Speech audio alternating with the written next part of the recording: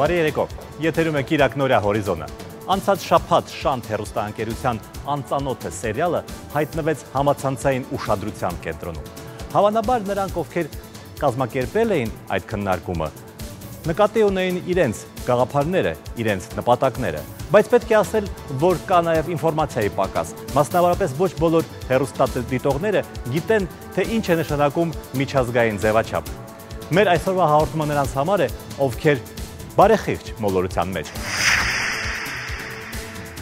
Մայիսի 31-ին, երբ անծանոթից արդեն մի քանի սերիա ցուցադրվել էր ու այդ մի քանիսն էլ աննախադեպ վարկանիշ ունեին, համացանցում այսպիսի մի տեսանյութ հայտնվեց։ Ու գնաց արձագանքների արձագանքներ, հոդվածներ, հայրենասերներ, անհանդուրժողներ, ենթադրություններ, ազնիվ մարդիկ։ Ցանկացած մեկը կարող է տղաներ հարձակվեցին, սկզբունքով համախոհներ գտնել, նրանց նույնիսկ չճանաչել, բայց նրանց օգնությամբ ցանկացածին նաև անհիմն վարկաբեկել։ Արա դա դժվար է հասկանալ, որ ինչպես շատ հեռուստախաղեր, նենց էլ սերիալներն ունեն միջազգային ֆորմատներ, որոնք կարան մեկը մեկին կրկնվեն տարբեր երկրներում։ Быть или не быть. To be or not to be. Sein oder nicht sein. To be or not to be. Իգը 21% է հենց եղել, միևնույն ժամանակ զուգահեռաբար ցույց տրվող այլ հաղորդումներ ունեցել են մաքսիմում 1-2% ռեյտինգ։ Աշխարհում տասնյակ 100 միլիոնավոր մարդիկ նայում են սերիալներ։ Պարզապես մի մասը հանգիստ ասում է այդ մասին, մյուսները վախենում են խոստովանել։ Որդին ստիպված է հրաժարվել մորից, թեև կույր մայրը ճանաչում է նրան հոտով անգամ։ Յուրաքանչյուր այսպիսի նախագծի հետևում ոչ միայն գաղափարն է, այլև հեռուստատեսությունում ձեզ ծանոթ ու անծանոթ մասնագետների, այդ թվում հոգեբանների, սոցիոլոգների, դիզայներների, իմիջմեյքերների աշխատանքային համադրումը բոլոր հմտությունները։ Ինչպես հայտնի է, թուրք բառը հայերի ճնշող մեծամասնության մոտ բացասական էմոցիաներ է առաջացնում։ Եթե դուք ցանկանում եք որևէ երևույթ, որևէ արտադրանք վարկաբեկել, ապա ամենահեշտը դրան թուրքական պիտակ կպցնելն է կամ հարևան երկրի հետ ինչ-որ ձևով կապելը։ Իհարկե, հեռուստատեսության մասնագետները շատ լավ գիտեն, թե ինչ է նշանակում միջազգային ձևաչափ, ինչպիսի սահմանափակումներ է այն առաջացնում, ինչպիսի պարտավորություններ է դնում հայկական, ռուսական, եվրոպական, լատինամերիկյան կամ թուրքական այն հեռուստաընկերությունների վրա, որոնք այդ ձևաչափը օրինական ճանապարհով ձեռք են բերել, գնել են, ինչը արել է նաև Շանթը։ Սակայն այդ ամենը իմացող որոշ պրոֆեսիոնալներ ուշադրությունը սևեռում են միայն թուրքականի վրա։ Ինչու՞, դատեք ինքներդ։ Ես հեռուստատեսությունում աշխատում եմ մոտ 30 տարի եւ հավատացեք, ինձ շատ լավ ծանոթ է անծանոթի հակաքարոզչությունը։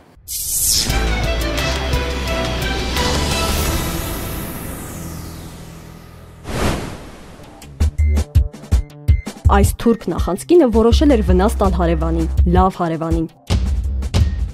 Գիշերն անվտանգության տեսախցիկներն են ֆիքսել, թե նա ինչպես է փորձում աննկատ մնալով ավտոմեքենայի վրա խազեր քաշել։ Իսկ գիտեք, որ լրատվամիջոցների աշխարհում էլ այսպիսի խազ քաշողներ կան։ Եվ եթե գնաց Շանթի այս հեռուստասերիալի առաջին սերիան ու պարզվեց, որ սկսվել է մինչ այս նախադեպը չունեցող մի հեռուստապատում, զանազան լրատվամիջոցների էջերում, սոցիալական կայքերում քննարկումների մի ամբողջ տարավ սկսվեց։ Անծանոթի մասին բոլորն էին խոսում։ Դա թեկուզ միայն կայքեջային դիտումների այսպիսի հետաքրքրությունը հաշվի առնելով սպասելի էր, մեզ այլ բան զարմացրեց։ Իրականության մասնագիտորեն խեղաթյուրումն ու դրանից ծնված մեղադրանքները, թե անծանոթի ֆորմատը թուրքականն է, Շանթն էլ ոչ ավել, ոչ պակաս կրկնօրինակել է այն։ Քայլ, որ շուրջ 20-ամյա իր գոյության պատմության մեջ Շանթն իրեն երբեք թույլ չի տվել։ Ու գնաց արձագանքների արձագանքներ, հոդվածներ, հայրենասերներ, անհանդուրժողներ, ենթադրություններ, ազնիվ մարդիկ։ Մի խոսքով թացի ու չորի մի հսկայական խարույկ։ Իմպոտենտ մարդու տեսակետ է ինձ թվում, որ ինքը չի կարող ուրիշներ չի թողում անի։ Ուղղակի ֆիլմը երբ սկսվել է, ռեյտինգ է ունեցել։ Ու մյուս հեռուստաալիքների խնդիրն է։ Հենց ինքը չի հասցնում իր ֆիլմը նույն ռեյտինգի, չեն նայում են մարդուն, նայում են սրան, դիմում են տենց իմ տպավորությամբ շատ ստոր քայլերի։ Սա կարող է անծանոթի կերպարներից մեկին մարմնավորողի ինչ-ինչ հանգամանքներով պայմանավորված ոչ այնքան օբյեկտիվ կարծիք համարել։ Իսկ ինչ կասեք օրինակ Շանթի հետ որևէ կապ չունեցող այս մարդկանց տեսակետների մասին։ Բացեք ցանկացած սոցիալական ցանց, հետևեք անծանոթի քննարկումներին։ Իրավիճակը ցանկացած, խնդրին փոքր-ինչ ծանոթ ու տրամաբանող մարդու համար պարզից էլ պարզ է։ Դրա մեջ ոչ մի վատ բան չեմ տեսնում, եթե իհարկե սերիալը բարձրակարգ է։ Ամենակարող Ռուսաստանը եւս Pobegistյուրմի ֆիլմը ռուսաֆիկացրել է եւ լավ էլ նայվում է։ Երկրորդ, եթե Շանթը չնկարահաներ հայերեն տարբերակը, միգուցե մենք չիմանայինք այդ սերիալի մասին։ Ինչ կարիք կա նման մի մարուկ ազգայնականացնել, դարձնել չարիք։ Մարդիկ աշխատում են, ինչու եք խանգարում։ Չիմանալու դեպքում առնվազն կարելի է բերանը փակ պահել եւ դեզինֆորմացիա չտարածել։ Մի զարմացեք, այս սերիալը վատաբանել էլ միգուցե իրենց գործն է։ Երևի պատահական չէ, որ բամբասանքներ տարածող կայքում իմ մեկնաբանությունը չգիտես ինչու հեռացվեց։ Դրանից հետո համոզվեցի, որ մարդիկ կոնկրետ պատվեր են կատարում։ Ինձ թվում է Շանթ հեռուստաընկերությանը փնովելով մյուս հեռուստաընկերությունների ռեյտինգը չի բարձրանա։ Նրանք Շանթից լավը չեն, իմ խորին համոզմամբ։ Շանթ TV, հաստատ իմացեք, որ այդ սերիալը փնովել ցանկացողները նախանձում են թե պատկերի որակին, թե դերասանական կազմին եւ առհասարակ հետաքրքիր սցենարին։ Ասում են, որ աղվեսի դունչը խաղողին չի հասնում, ասում է թթուա։ Այսինքն, եթե մարդն ինքնուրույն հասկանում է իրականությունը, տեսակետը միանշանակ է։ Հիմա ասվածի շոշափելի ապացույցների մասին։ Նա հեռվից է Երևան ժամանել եւ արժեվում դեռ երկար ճանապարհ ունի անցնելու։ Я приехал сюда издалека. И впереди меня ждет длинная дорога. Մայիսի 31-ին, երբ անծանոթից արդեն մի քանի սերիա ցուցադրվել էր ու այդ մի քանիսն էլ աննախադեպ վարկանիշ ունեին, համացանցում այսպիսի մի տեսանյութ հայտնվեց։ Միամտություն կլինի հավատալ, որ սա ոչ պրոֆեսիոնալի ձեռքի գործ է։ Սիրողական մակարդակի մոնտաժողը իր տանը այսպիսի բան ուղղակի չի կարող պատրաստել, բայց սրա վրա չէ, որ ցանկանում ենք ուշադրություն հրավիրել։ Այս անունով հայտնված օգտատերը YouTube-յան աշխարհում նորեկ է։ Մինչ այս նրա անունով կայքում որևէ այլ բան չի եղել ու հիմա էլ չկա։ Այսինքն նա հենց անծանոթը սևացնող մոնտաժված նյութը տարածելու համար է ինքնաստեղծվել։ Կոնկրետ դիտավորության մոնտաժված նյութի հասցեն նամակի միջոցով սոցիալական ցանցերի օգտատերերին էլեկտրոնային կայքերին է հասցեագրել, դարձյալ ինքնությունը չբացահայտելով։ Այս օրերին զանգվածային լրատվամիջոցներից օբյեկտիվները պարզաբանումների համար նաև մեզ դիմեցին։ Ոմանք էլ որոշեցին հրապարակել միակողմանի տեղեկատվությունը։ Լրատվական դաշտում ամեն բան պատահում է։ Այնինչ տեսնում եք Շանթի աշխատակցուհու նամակն է, ուղղված անանուն վարկաբեկողին։ Շանթ հեռուստաընկերության պատասխանատուն ընդհանրապես զգուշացրել է, որ սա կոնկրետ ու չհիմնավորված մեղադրանք է։ Շանթը իրավունք ունի բողոքել ու կայքեջի պատասխանատուների միջոցով արգելափակել մոնտաժված նյութի ցուցադրությունը։ Անանունը անօրինական քայլը շտկելու փոխարեն հերթականն է անում։ Եթե քո վատ խոսողները այսքան են, ուրախացի, որտեղ այսքանը քո կողմնակիցներն են։ Ու եթե իրան գիտեն, որ դու իրան վատ են խոսում, իրան ասում են, ուրեմն տականքավոր ես, մարդուն սենց փորձում է վարկաբեկել։ Ֆիրման մյուսին բան անելու համար 10 բացոնի մեջ թույն է դնում ու հաղորդում է, որ քո 10 բացոնների մեջ թույն կա, ապրանքները հանում են։ Այդ բային մրցակիցը իր ապրանքն ամուսնում զբաղեցնում է շուկան։ Можете в интернет написать статью. Կարող ես ինտերնետում հոդված գրել, դրա մեջ տագնապի նշաններ դնել ու մի ամբողջ հակաքարոզչություն սկսել։ Այսինքն այդ առումով հնարավորություններն արդեն գրեթե անսահմանափակ են։ Ինչ է որ ցանկացած մեկը կարող է տղաներ հարցակվեցին սկզբունքով համախոհներ գտնել, նրանց նույնիսկ չճանաչել, բայց նրանց օգնությամբ ցանկացածին նաև անհիմն վարկաբեկել։ Ամենավատն այստեղ այն է, որ այդ կարգի ակցիաներից այսօր որևէ մեկը կամ որևէ ընկերություն ապահովագրված չէ, այսինքն վարկաբեկելն այսօր այնքան էլ բարդ գործ չէ։ Մեզանում սա ընդունենք, նոր երևույթ է։ Մոսկվայի պետական համալսարանի ժուրնալիստիկայի ֆակուլտետի պատվավոր նախագահի հետ գործընկերս է հանդիպել։ Յասեն Զասուրսկին էլ իր հերթին է հաստատում։ Ուրիշին սևացնելու հաշվին անուն վաստակելն աշխարհի հեռուստատեսային դաշտի անառողջ մրցակցողների հիմնական հիվանդություններից է։ Մենք, սակայն, այս դաշտում անելիք չունենք ու մեզ մի բան է մնում անել, որթեգրած սկզբունքներին համաձայն ամեն ինչ պատմել հեռուստադիտողին։ Ահա բոլոր մեղադրանքների սոս զրպարտանք լինելու ապացույցը։ Շանթ հեռուստաընկերության եւ Sparks Network-ի պայմանագիրը։ Շվեդական այս ընկերությունը հեռուստատեսային տարատեսակ ֆորմատներով է զբաղվում։ Միջազգային հեռուստանախագծեր է ներկայացնում։ Անծանոթը եւս այդ ընկերության առաջարկներից մեկն է։ Կոմս Մոնտե Քրիստո ձևաչափով մի սերիալ։ Մոնտե Քրիստո ֆորմատը էդի հայտնի աշխարհում ճիշտ ասած եւ կարծում եմ մենակ հզոր հեռուստաընկերությունները կարան առնեն այդ գումարները ներդնեն, որտեղ կոմերցիոն առումով իրան արդարացնում է, շատ հետաքրքիր բովանդակալից թեմա է։ Թուրքական պրիմիտիվ ու պարս նաիվ ոճից դուրս ֆորմատ է։ Անծանոթի Կոմս Մոնտե Քրիստոյի ձևաչափով սերիալներ այսօր աշխարհի 45 երկրներում են ցուցադրվել՝ Բելգիա, Հունաստան, Արգենտինա, Իսրայել, Վիետնամ, Վրաստան, Ռուսաստան, Թուրքիա։ Անծանոթը վարկաբեկողները պարզապես գիտեին, որ Հայաստանում հարևան երկրի անվան կողքով շատերը հենց այնպես հաստատ չեն անցնի։ Ուստի որոշեցին այդ հանգամանքը օգտագործել։ Քննարկումների այսպիսի պատասխանները դրա ապացույցն են։ Բոլոր քննադատողներին առաջարկում են բացել զգեստապահարանը եւ հաշվել, թե քանի թուրքական արտադրության հագուստ ունեն։ Հայաստանցիներին կարելի է թուրքական ծովափներում հանգստանալ, թուրքական հագուստ կրել, թուրքական արտադրության զանազան ապրանքներ գնել, բայց չի կարելի հեռուստասերիալ նկարահանել մի սցենարով, որով թուրքերը նկարահանել են։ Ատում եմ ավելորդ ազգայնականության դրսևորումները։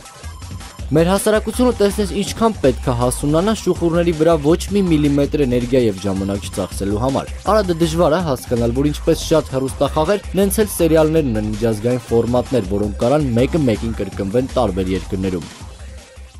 Առաջին հերթին որոշ մարդիկ թող իրանց երեխեքին սովորացնեն, որ ապրիլի 24-ին չեն գնում Եղեռնի, գնում են Ծիծեռնակա Բերդ։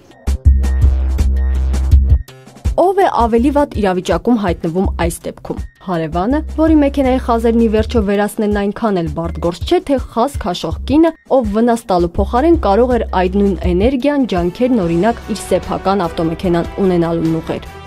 Պատասխանը պարզ է։ Չնայած այս ամենի փոխարեն բանահյուսության մեջ բազում տարբերակներ կան։ Օրինակ քամին քարից բան չի տանի կամ չոր կեղտը մարդուն չի դիպչում։ Հանճարեղն իհարկե Թումանյանն է։ Գլխովը շատ ամպեր կանցնեն։ Սարը միշտ կա անսասան։ Արփիս Քեսյան, Արեգ Հակոբյան, Կիրակնորիա Հորիզոն։ Պետք է խոստովանեմ, որ հեռուստասերիալը իմ նախընտրելի ժանրը չէ։ Ավելին ես համբերություն չունեմ մինչև վերջ դիտելու նույնիսկ սովորական ֆիլմերը, եթե դրանք տևում են 1.5 ժամից ավելի։ Մանավանդ, երբ 1 ժամ գործողությունից հետո միջին վիճակագրական ամերիկյան ֆիլմում հերոսները սկսում են գրեթե պարտադիր բարոյախրատական զրույցը, որը տևում է 5 րոպեից ոչ պակաս։ Էլ ուր մնացին սերիալները, որոնց մեծ մասում գործող անձինք երկարաշունչ երկխոսություններ են վարում այն խնդիրների շուրջ, որոնք հնարավոր է լուծել մի քանի վայրկյանում։ Բայց ես հասկանում եմ նաև, որ լավ սերիալ գնելը կամ արտադրելը խոշոր հեռուստաընկերությունների հացն է, եւ ազգային մակարդակի վրա նրանց մեջ կա ուժեղ մրցակցություն։ Այսինքն, եթե մեկը արտադրում է սերիալ, մյուսը չի կարող հպարտորեն սահմանափակվել Ֆելինիի գլուխգործոցների ցուցադրմամբ։ Այդ դեպքում հեռուստաընկերությունը պարզապես կսնանկանա։ Այլ հարց է, թե ինչ մակարդակով են պատրաստում սերիալները։ Կարող է տարբեր լինել նաև հետևյալ հարցի պատասխանը. ինչի համար, ինչ նպատակով է օգտագործվում սերիալների հմայքը։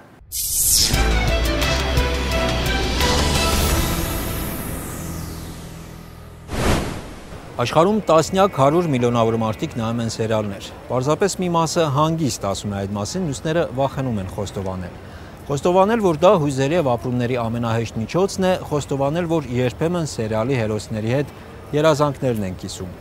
Սերիալը ունի նույն ժանրային եւ սցենարային բազմազանությունը, ինչ սովորական կինոն, նույնիսկ ավելի հին է եւ կենսունակ կինոյի համեմատ։ Աշխարհում ամենաերկար սերիալը ունեցել է շուրջ 15000 սերիա, տևել է 72 տարի եւ սկսվել է ռադիոից, երբ հեռուստացույց դեռ չկար։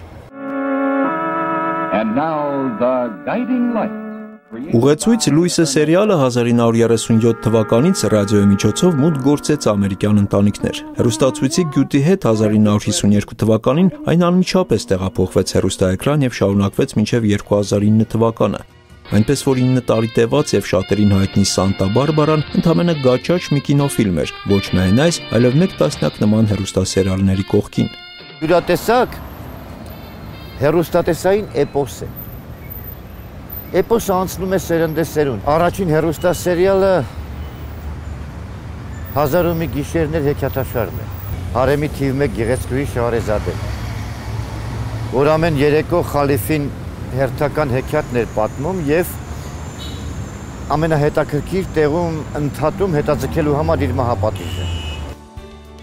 1001 գիշերից սկսած հազարավոր սերիալներ են նկարահանվել։ Այսօր չկա որևէ երկիր, որի հեռուստաարտադրությունում սերիալը կարևոր երբեմն նաև գերիշխող դերակատարում չունենա։ Օրինակը միայն լատինամերիկյան երկրները չեն։ Վաղուց արդեն սերիալը հեռուստատեսությունում մշակութային եւ բարոյական գիտակցություն ձևավորող միջոցներից մեկն է։ Տասնամյակների ընթացքում չեն փոխվել միայն սերիալների ժանրային եւ սյուժետային սահմանները։ Ըստ կինոգետների դրանք նույնիսկ հաստատուն թիվ են կազմում։ 36 սյուժե կա աշխարհում, ոչ մեկը 37-րդը չի հորինել։ Նոր թեմատիկա չի ստեղծվել։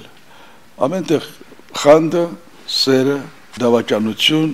Դրանք հավերժական են եւ կոչվում են արխետիպ, որոնք ըստ էության սնում են ընդհանրապես աշխարհի գրականությունը եւ արվեստը։ Հնարավոր չի անդադ նորը հնարել։ Դրա համար իրարից վերցնում են, տեղայնացնում են, ակցենտները փոխում են, դա դառնում է հիմք։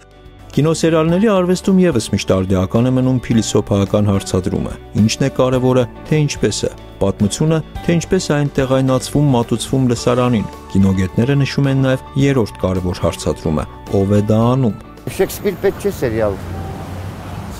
անելու համար, գրագետ, նորմալ, պրոֆեսիոնալ սցենարիստ է հարկավոր։ Սյուժեն չի կարևոր։ Կարևորը թե այդ սյուժեի միջոցով ինչ է ասվում։ Յուրաքանչյուր սերիալում Մոխրոտի, Ռոբին Հուդի, Ռոմեո Ջուլիետի եւ այլ հայտնի տեղայնացված ու վերափոխված պատմություններն են, պատմություններ իրական կյանքից, որոնց պահանջը հեռուստադիտողը միշտ ունի։ Մարդը միշտ էլ ուզում է իմանալ, որ իրենից ավելի դժբախտը կա։ Բախիթարություն է։ Մարդը միշտ էլ ուզում է ուրիշի մասնավոր կյանքի վկան դառնալ։ Ըստ սոցիոլոգների եւ հոգեբանների սերիալը մարդուն սոցիալական սթրեսներից ազատելու յուրատեսակ միջոց է, այսպես կոչված հոգեթերապիա, որն ունի ցանկացած արվեստ։ Սրա ավելի պատկերավոր նկարագրությունը այն է, երբ երկու հարևաններ առավոտյան սուրճի սեղանին նախորդ օրվա սերիայի ամենակարևոր դրվագներն են քննարկում, մոռանալով սեփական հոգսն ու խնդիրները, երբ հերոսից շատ հեռուստադիտողն է հույզեր ապրում։ Ճիշտը որ ասեմ նայում եմ, ջղայնանում եմ, բայց նայում եմ։ Միակ բանն է, որ ուղեղս անջատում եմ եւ նայում եմ, կտրվում եմ առօրյայից։ Միշտ տատիսը նայում եմ։ Տնեցիկ նայում եմ։ Համարյա բոլոր հայտնի սերիալներն էլ հոգնած գալիս են, ուզում են ինչ-որ մի բան նայեն, ցրվեն։ Սոցիոլոգները համարում են ընտանեկան արվեստ, որտեղ հեռուստատեսությունը ինքը ընտանեկան երևույթ է։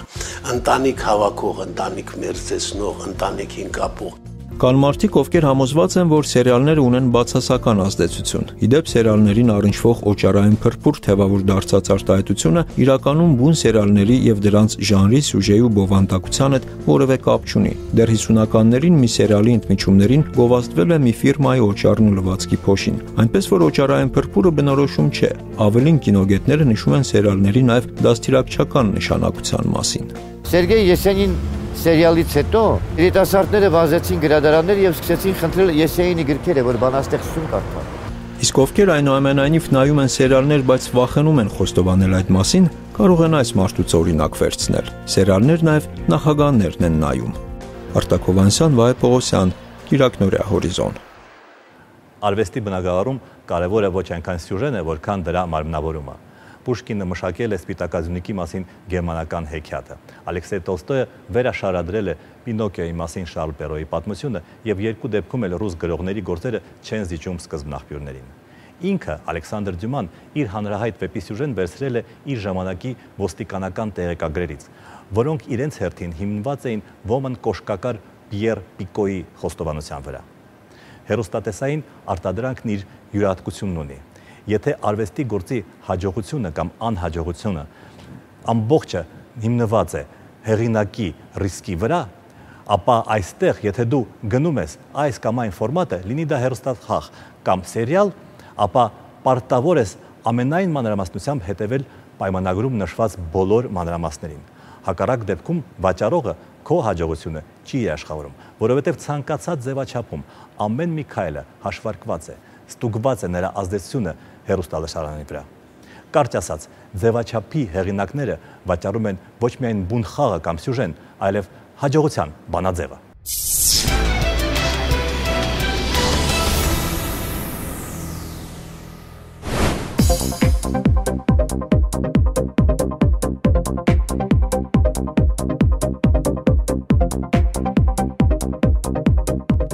Այնինչ երևում է ձեզ էկրաններից հսկայական աշխատանքի ընդամենը մի հատվածն է։ Հեռուստադիտողի աչքով նայելիս գուցե արտարոց ոչինչ չերևա, բայց այնպես չէ, որ մի խումբ մարդիկ մի օր հավաքվում են միտեղ ու որոշում հաղորդում նկարահանել։ Յուրաքանչյուր այսպիսի նախագծի հետևում ոչ միայն գաղափարն է, այլև հեռուստատեսությունում ձեզ ծանոթ ու անծանոթ մասնագետների, այդ թվում հոգեբանների, սոցիոլոգների, դիզայներների, իմիջմեյքերների աշխատանքային համադրումը բոլոր հմտություններով։ Ով է ուզում դառնալ միլիոնատեր, հայ սուպերստար, բարիր թե կարող ես, X Factor իմ անունն է։ Սա դեռ ամբողջական պատկերը չէ միջազգային այն նախագծերի, որոնք հաջողությամբ իրականացրել ու այսօր էլ իրականացնում է Շանթ հեռուստաընկերությունը։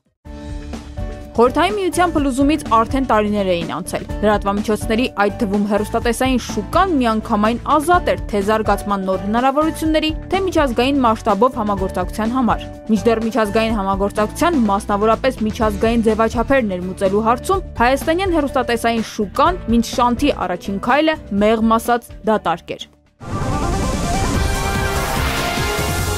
2003-ին Շանթ հեռուստաընկերությունը դարձավ առաջինը, որ օրինական կերպով ձեռք բերեց ու հայաստանյան շուկա ներմուծեց միջազգային առաջին հայտնի ձևաչափը, ով է ուզում դառնալ միլիոնատեր ինտելեկտուալ խաղը։ Շատերը սա արկածախնդրություն ու խելագարություն էին համարում։ Շատերը նույնիսկ մտածում էին, թե օրինակ ինչ կարիք կար ֆինանսական մեծ միջոցներ ներդնել եւ հայաստանյան շուկա բերել նման թանկարժեք ծրագրեր, երբ կարելի էր դա տեղում պատրաստել։ Բայց սրա պատասխանը շատ պարզ էր։ Մինչ այս Հայաստանում միջազգային ծրագրեր կապկելու փորձեր եղել էին որքան ուզեք, բոլորն էլ ձախողված։ Հետևաբար, եթե նույնիսկ տնտեսապես ավելի դժվար էր ու ռիսկային, բայց սկզբունքը միայն լուրջ ու պրոֆեսիոնալ աշխատանքն էր։ Շանթն այս ոլորտում առաջինն էր եւ առաջատարը, որը միայն օրինական կերպով ձեռք է բերում միջազգային ձևաչափերի իրավունքը։ Աշխատանքի նկատմամբ օրինական, պրոֆեսիոնալ ու լուրջ սկզբունքների կիրառումը օրինակելի դարձավ հեռուստատեսային շուկայի համար, մրցակցային նոր պայմաններ թելադրելով բոլորին։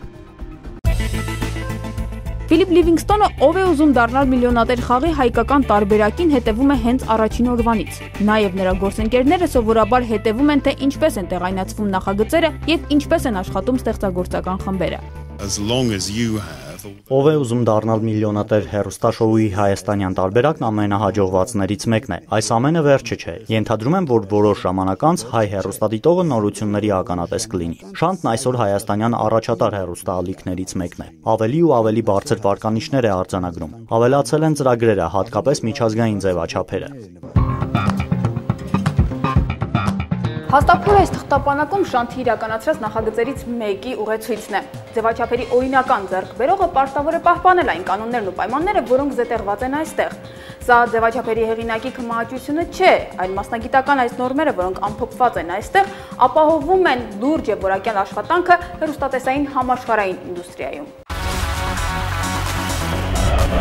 Երաժշտական աշխարհը նոր երանգ ու հետևաբար նոր չափանիշներ ձեռք բերեց 2006-ին։ Շանթը Fremantle Media ընկերությունից ձեռք բերեց վերջին տարիներին աշխարհն ընդգրկած եւ համաշխարհային հեռուստաշուկան նվաճած Pop Idol բրիտանական նախագծի բացառիկ իրավունքը։ Այն հայաստանյան հեռուստադիտողին ներկայացնելով հայ սուպերստար տարբերակով։ Ծաղիկներ, ծաղիկներ, ծաղիկներ, իմ սիրո համբույրի ծաղիկներ։ Աստղեր, զմրուխտներ, ադամանդներ, այս ասպարեզում էլ երաժշտական նախագծեր անելու փորձերը դժվար է հաշվել։ Տեսակետ կար, որ բոլորն արդեն կուշտ էին երկող էկրանից եւ չի կարելի ստեղծել մի նախագիծ, որը դիտելի դառնա։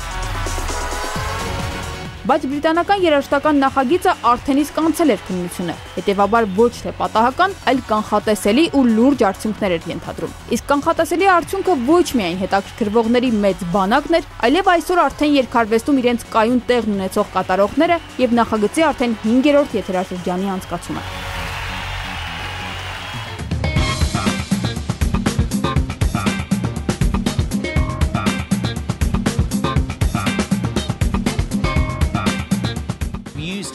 Ես պարզապես զարմացած եմ, իհարկե դրական առումով։ Երբ գալիս էի այստեղ, մտածում էի փոքր երկիր է, քիչ բնակչությամբ, եւ չէի կարողանում պատկերացնել, թե մեր չափանիշներն ինչպես պետք է իրագործվեն։ Բայց հիմա կարծում եմ, որ այնինչ Շանթում կա, կարող է համեմատվել գերազանցությամբ աչքի ընկած ցանկացած երկրի հետ։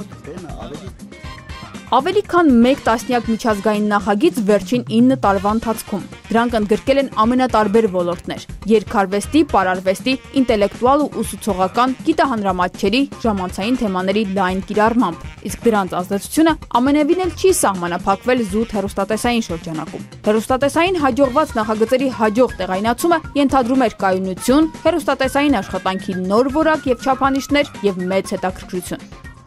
Շանթը կարողացավ վերցնել դրսից այն ծրագրերը, որոնք արդեն ապրոբացիա են անցել ամբողջ աշխարհում եւ ուրեմն տապալվելու հնարավորություն չունեին այստեղ։ Բոլոր միջազգային շուկաներում, բոլոր միջազգային կոնֆերանսներում կամ տոնավաճառներում, որտեղ արքուվաճառ կա գնում հեռուստացային ծրագրերի շանթը միշտ ներկայացված է։ Լավագույն ձևաչափերի առքն ու վաճառքը հեռուստատեսային համաշխարհային արտադրության անբաժանելի մասն է։ Այս կերպ աշխատում են աշխարհի տարբեր երկրների հեռարձակողներն ու դիստրիբյուտորական ընկերությունները։ Երբ մենք դիտարկում ենք օրինակ ռուսական հեռուստատեսությունը, ապա այստեղ զուտ ռուսական երկու ֆորմատ կա։ Առաջինը ուրախների եւ հնարամիտների ակումբն է, երկրորդը ինչ որտեղ երբը։ Մնացած բոլորը կամ մասամբ կամ ամբողջությամբ փոխանցված ձևաչափեր են։ Ժամանակակից ձևաչափերի արկայությունը թելադրում է, որ դրանք պետք է նորմալ ընդունվեն։ Central Partnership-ը հայտնի է ռուսական կինոարտադրության շուկայում։ 17 տարի շարունակ այն առաջատար է ֆիլմերի տարբեր ձևաչափերի միջազգային իրավունքների ձեռքբերման եւ տեղայնացման ոլորտում։ 2 տարի առաջ ընկերությունը ձեռք բերեց Շանթի հեղինակած Ֆորոգայթ քրեական դրամայի ռուսական տարբերակը արտադրելու իրավունքը։ Մենք վաղուց էինք փնտրում այսպիսի մի բան։ Փնտրում էինք լատինոամերիկյան, եվրոպական եւ ամերիկյան կինոյում։ Մեր ընկերության գլխավոր տնօրենը Ֆրանսիայում արբանյակով պատահական տեսել էր Որոգայթի մի քանի սերիա։ Զանգեց, թե գիտես այսպիսի պատմություն կա։ Ես էլ նայեցի եւ որոշումը կայացվեց։ Մենք չենք կարող բաց թողնել մեր հեռուստադիտողին որակյալ եւ հետաքրքիր կինո ցույց տալու հնարավորությունը։ Ցանկացած հեռուստա եւ կինո ձևաչափ ձեռք բերելու գլխավոր պայմանը այն կանոններին հետևելն է, որոնք սահմանված են ձևաչափերի հեղինակի կողմից։ Սակայն սա չի ենթադրում, որ այն պարզապես պետք է բառացի կրկնօրինակել։ Արդեն իսկ իրականացված նախագծերի իրականացումը ցույց տվեց, որ ցանկացած նախագծի հաջողությունը պայմանավորված էր դրանց ճիշտ ու գրագետ տեղայնացմամբ, ընկալելի տեղական լսարանի համար։ Որոշակի կերպարներ բնորոշ են եւ այս եւ այլ երկրներում։ Ցանկացած նախագիծ հետաքրքիր է։ Պարզապես պետք է դրանք համապատասխանեցնել լսարանի ընկալմանը։ Եթե օրինակ որևէ ֆիլմի տեղայնացումը լավ է կատարվում, ապա դա բնականաբար մեծ հաջողություն ունի։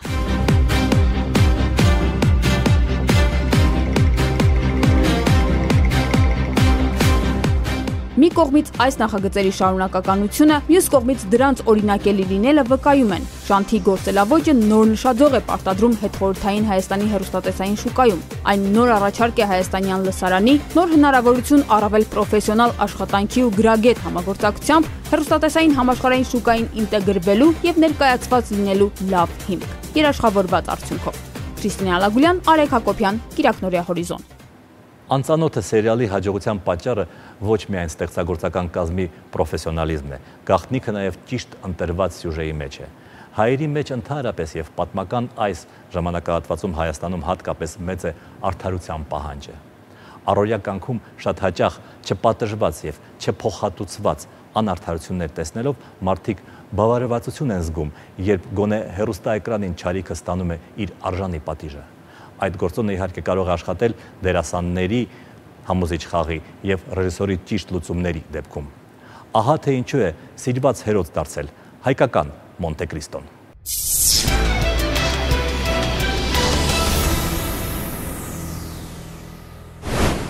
Ով եմ ես, ինչ եմ փնտրում, սեր, հավատարմություն, արդարություն, խաղաղություն։ Եթե հոգեբանների համար սա բազմաթիվ տեխնիկաներից մեկն է պարզելու մարդու հոգեվիճակն ու ձև է ուղղորդելու նրան դեպի ապագան, մեր պատմության դեպքում սա ուղիղ հարց է։ Այն տրվել է ամենասկզբում ու ամենավերջում էլ նույնքան արդիական է լինելու։ Իրականության մեջ Համլետից Մոնտե Քրիստո ու մեր օրերում ապրող հազարավոր արամներ ոչինչ չի փոխվել։ Быть или не быть? To be or not to be. Sein oder nicht sein? To be or not to be.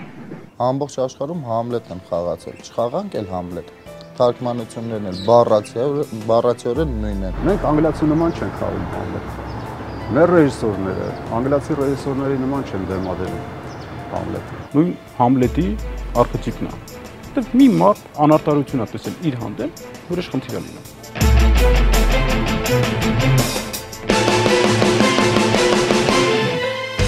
Չնայած վերջին օրերին անծանոթի շուրջ հյուսված արհեստական աղմուկ աղաղակին, որն իհարկե ֆիլմի ստեղծագործական կազմին վրդովեցրել է, աշխատանքը եռում են նույն ոգևորությամբ ու թափով, ինչ նկարահանումների առաջին օրերին էր։ Բայց երբ նրանք լրագրող են տեսնում խոսակցության առաջին թեման, ուզած-չուզած հենց այդ վրդովմունքն է։ Մենք փոխում ենք խոսակցության ուղղությունը ոչ առաջին անգամ սերիալներում աշխատող այս մարդկանց հետ։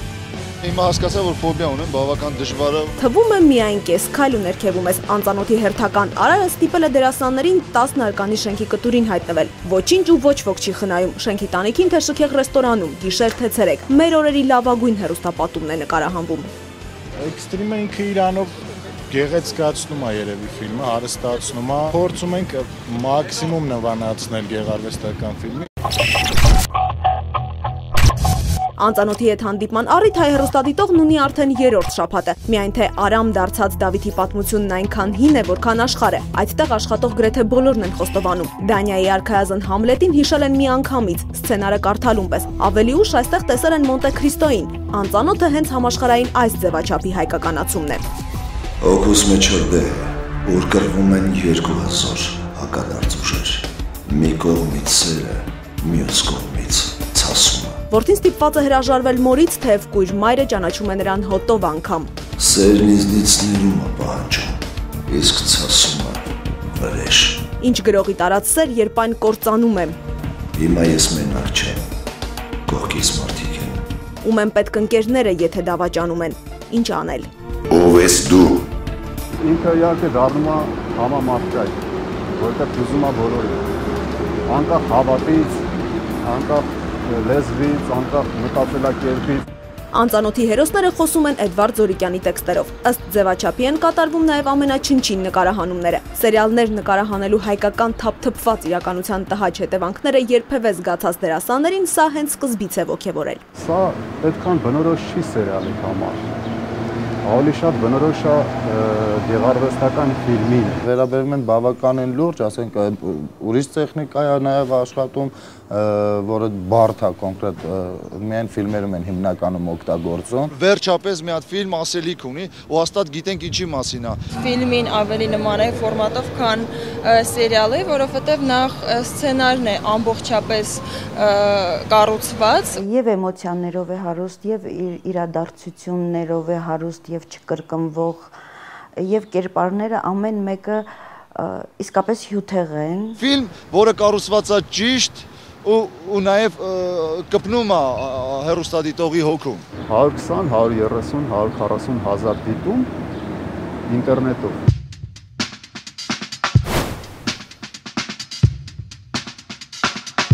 Եվրոպայի ֆուտբոլի առաջնությունը վարկանիշով զիջում է անծանոթին։ Սա մեկնարկից մինչ օրս անծանոթի վարկանշային գոլերի միայն մեկ դրսևորումն էր։ Ահա հաջորդը։ Անծանոթն առաջին սերիայից մինչ օրս դիտած մարդկանց 26%-ը բարձրագույն կրթություն ունեցողներն են։ Ըստ վիճակագրական տվյալների առհասարակ Երևանում 26% է բարձրագույն կրթություն ունեցողների թիվը։ Ավելին, ընդհանրապես այս ժանրի հաղորդումները դիտած բարձրագույն կրթություն ունեցողների ամենաբարձր ցուցանիշը եղել է 19%։ Սա նշանակում է, որ ֆիլմը բոլորի համար է ու բոլորին է հուզում։ Հիմա անծանոթը հեռուստահաղորդումների լավագույն տասնյակում առաջատարն է եւ այդպես է հենց առաջին ցուցադրումից սկսած։ Սա այն դեպքում, երբ ըստ հետազոտությունների սերիալների առաջին ցուցադրությունները սովորաբար դիտելիության իմաստով մշտապես զիջում են հաջորդող մասերին։ Պիկը 21% է հենց եղել։ Միևնույն ժամանակ զուգահեռաբար ցույց տրվող այլ հաղորդումներ ունեցել են մաքսիմում 1-2% ռեյտինգ։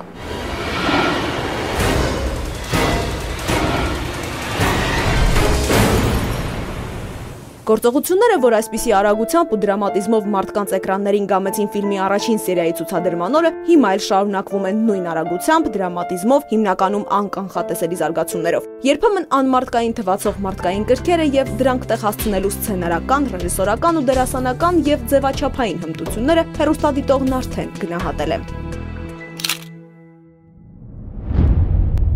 Տարբերավոր ճիշտն ասեմ։ Դերասանների խաղը հոյակապ է։ Առաջի անգամն էր եւ իր բնույթով եւ ամեն ինչով շատ հետաքրքիր, շատ լավ նայում ենք։ Անավանդ Վահանի կերպարը Արամի շատ լավ են խաղում։ Որակով, աճաշակով։ Շատ բնական, շատ ամեն ինչը չափի մեջ, որ հաճելի է նայելը, համեմատած որոշ սերիալների։ Արդարություն պահանջելով շատ է դուր գալիս, ամեն ինչը շատ լավ է։ Ինչու են մարդիկ այսքան հետաքրքրված ու տարված այս ֆիլմով։ Բարելույս ռադիոլսող, այսօր մայիսի 28-ն է։ Սա օրինակներից մեկն է, թե ինչպես է տեղի ունենում միջազգային ձևաչափի հարմարեցումը հայկական իրականությանը։ Այս դեպքում որպես վրեժի ու հաղթանակի օր սցենարիստն ընտրում է հանրապետության օրը։ Հայկականն առանձնահատուկ է նաև տեղանքով, նկարահանումների տաղավարներով ու իհարկե բնավորությամբ։ Ասում են հայկական Մոնտե Քրիստոն ավելի ամուր է, ուժեղ, ավելի հայ, ընդ որում այդպիսինն են ստացվել բոլոր կերպարները, խոստանալով սիրո ու վրեժի, ներումի ու պատժի, խաղաղության ու դրան հասնելու հավերժական պայքարի երբևէ հայկական էկրաններից ցույց չտրված թնդության էմոցիաներ, կյանք։ Անցյալը ինձ հանգիստ չի տալիս։ Ինչ է լինելու հետո։ Սա այն եզակի դեպքերից է, երբ միայն հեռուստադիտողը չի տալիս հարցը։ Չեմ ասի։ Ես նույնիսկ իմ կնոջը չեմ ասում։ Պատրաստվում է նույն տեմպով, դինամիկայով եւ նույն հետաքրքրությամբ շարունակություն ունենալ։ Դա ստացված բան ու մենք էլ իզորու ենք այդ ստացված բանի շուրջ աշխատել ու շատ տեղերում անգամ հաղթել ու կամ անել բերել նոր մոտեցման, նոր իր ասելիքով։ Բոլորս էլ անհամբեր սպասում ենք մյուս սերիային, շատ բաներ նույնիսկ ես չգիտեմ։ Բնականաբար ավելի հետաքրքիր, ավելի զարգացող սյուժե։ Անվիսատեսը մինչև վերջին սերիան պիտի մի հարցի շուրջ խորհի, արդյոք ով կհաղթի մի մարդու մեջ։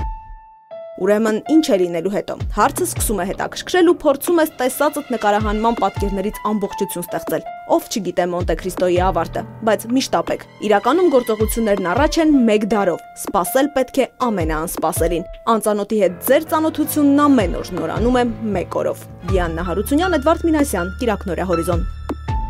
Ի տարբերություն բազմաթիվ այլ սերիալների, մենք գիտենք մոտավորապես այս մեկը ինչով է վերջանալու։ Գլխավոր հերոսը կհասկանա, որ վրեժխնդրությունը անսահման չի կարող լինել եւ մի պահ կորոշի կանգ առնել ու ներել։